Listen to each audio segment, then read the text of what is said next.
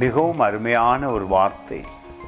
வேத வார்த்தை ஒன்றே உங்கள் உள்ளத்திலே தியானமாய் இருக்கும் பொழுது உலக கவலைகளும் உலக பயமும் வியாதிகளும் உங்களை விட்டு ஓடியே போய்விடும். பாருங்கள், யோசுவா புத்தகத்திலே 1ஆம் அதிகாரத்திலே 8வது வசனம், மிக முக்கியமான கருத்துகள். உங்கள் கண்களுக்கு முன்பாக வேதமும் உங்கள் வாயிலே வேத வார்த்தையும் இருக்கும் பொழுது உங்கள் உள்ளத்திலே அவைகளை குறித்து தியானித்து நீங்கள் வாழும் பொழுது உங்களுடைய வருமானத்திலே பெருக்கம், அது மட்டுமல்ல, நீங்கள் செய்யும் கிரிகைகளிலும் உங்கள் காரியங்களிலும் உங்கள் தொழிலிலும் உங்கள் குடும்பத்திலும் அற்புதமான முன்னேற்றம் காணப்படும். அதுதான் இந்த வசனம் சொல்லுகிறது.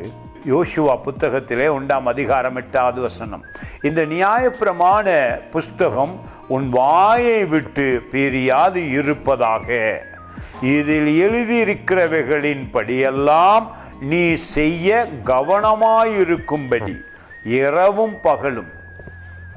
காலம் கட்டாயம் கர்த்தரோடு நடக்கிற காலமாக எங்கள் காலத்தை பயன்படுத்த வேண்டும். அதை தியானித்து கொண்டு இருப்பாயாக.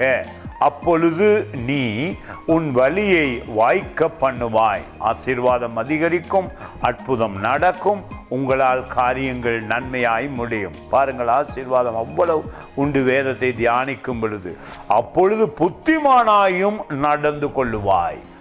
பரலோக ஞானம் வேதத்துக்குள்ளாக உங்கள் இருதயத்துக்குள்ளே வர ஆரம்பிக்கும். அப்பொழுது உங்கள் காரியங்கள் வாய்க்க ஆரம்பிக்கும், உங்கள் உடலிலே சுகம் உண்டாக ஆரம்பிக்கும், நீங்கள் கையிட்டு செய்கிற காரியங்களிலே வருமானம் வர ஆரம்பிக்கும், உங்கள் பிள்ளைகள் ஞானமாய் நடப்பார்கள், குடும்பமும் உயர்த்தப்படும். இப்படியான அதிசயம் வேத வார்த்தையில் உண்டு. இயேசு கிறிஸ்து என்பதே வேத வார்த்தை. வேத வார்த்தை என்றாலே இயேசுதான். God bless you.